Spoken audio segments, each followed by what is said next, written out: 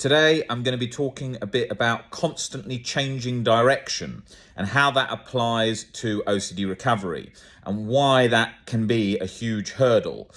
What happens is when we're stuck, we're constantly looking for a way to get relief instantly.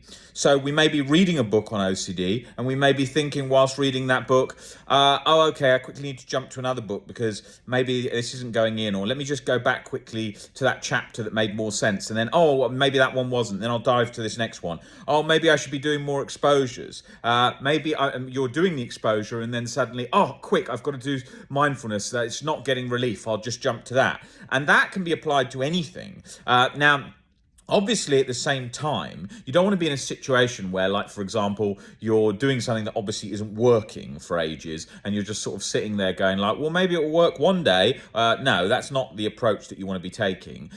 You want to be looking to be proactive, making changes as you go along gradually, but remembering that lots of the things take a while to go in. But if you're just like, for example, not doing exposures, just reading the book over and over, well, that after a certain point of time is not going to be very helpful. So you're going to have to change your approach there. But if you are, for example, just like, what happens is this is the classic one.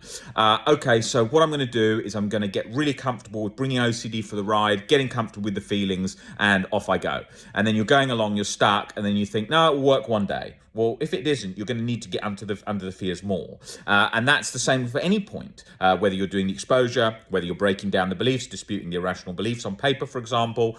All these areas, just if you're jolting, where you're just sort of 1 minute, one thing, 1 minute the next, it's the same as someone who sets up a business. They're building a business. It's hard at the beginning, whatever business that someone sets up. And then they think, I should set up another business. Or, I should be doing this. Or, I should be doing that. And then they're darting left and right and not going anywhere. We can all think of thousands of different people that come to mind, friends, whatever, that have one idea one week and one idea another week. Maybe it's a colleague at work. Maybe it's something like that. And then they're just jumping all over the place and they never get anywhere. And that can be the same for relationships. People who are, I don't like them. I don't like them. And then like moving left and right. I like them, but there's this problem. And then, left and right, left and right, left and right. And this doesn't get you very far because you're not being consistent enough with things. And we see that all the time with a lot of people that come in, because people will often come in and think, okay, I'll speak to me, for example. I'll come in for one session. I'll try and grasp everything I can. And then I should have it all grasped and I'll be able to recover. You will not recover in one session. That is not possible. If you look at someone like Nick, who's on all these loads of these videos, he was somebody who came in and saw me for around, I think I saw Nick for about 20 sessions. And that journey with Nick for quite a lot of the sessions at the beginning was like, I don't think I'm ever getting better. I think I'm stuck. I think I'm the exception, over and over and over and over.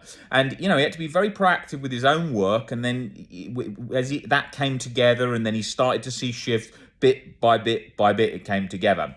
There wasn't something where it was like, just Nick come in for 20 sessions and off you go. It was like intermittently. He was coming in, he was doing 3 or 4, then he was sort of off doing a bit of work on himself, thinking about things, and then coming back. And it sort of went like that. And all journeys are different. Some people have been coming in to see me for a month, 2 months, and think, wow, I feel like there's not much else to talk about. Some people, it was a couple of years. So it is like that. My own journey took years. I didn't just recover sort of like that.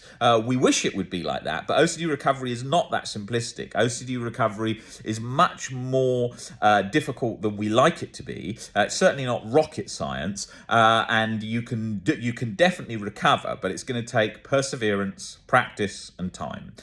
Ingredients that we often don't want to put in at times. And we all tend to be in the culture of we want things instantly, but with OCD, it does take a while for these shifts to occur. So the main thing I wanted to just highlight was that sort of point of just pivoting and shifting on our approach so much with different areas. Just trying to slow that down. Take things gradually, work through things gradually.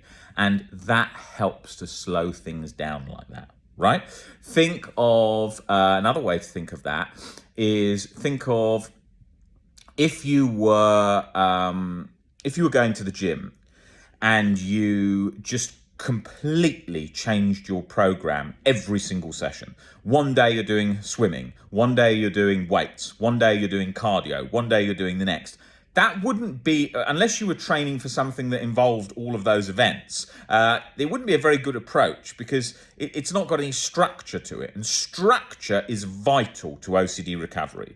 We have to keep the structure in place so that we have good foundations that we build on. And that helps us build confidence. That helps us have some stability in the journey. Of course, we've got to get used to uncertainty, but it's good to have a base, a platform that we know we're working with. Like anything in life, we have a home because a home is a nice feeling. You've got a home, you think, there's a base, that's my home, that stays the sort of same, and then you can work from there. Somebody who might be traveling a lot and having to fly to lots of different places. I often have to do that, but I'm saying a lot of people have to do it a hell of a lot more than me. They'll say, they don't like living in hotels all the time. It doesn't feel very stable. That's because humans do tend to like some stability, some kind of a base. And that's the same for recovery. It's building that base, learning a stable platform of what you're doing, reading the books. Okay, I'm going to read this amount each week. Okay, I'm going to do this exposures. I'm going to do this breaking down beliefs. I'm going to do some exposure videos, whatever, anything like that. So you've just got a structure, and that just helps us to have a plan, and that's always good. And not to become compulsive about that plan, because people do. People are like, I need a plan. I need a bullet point plan. That's what people always come in the door to when they come to see me asking for. I need a plan now. I just want to tick everything off. And it's always the people who are very specific, like I was, and wanting everything perfect. And that becomes the compulsion, and that becomes what OCD is fueled on. That sort of constant control. So we've got to be aware of that too. Looking at just building a stable structure for your day-to-day proactive plan towards OCD recovery.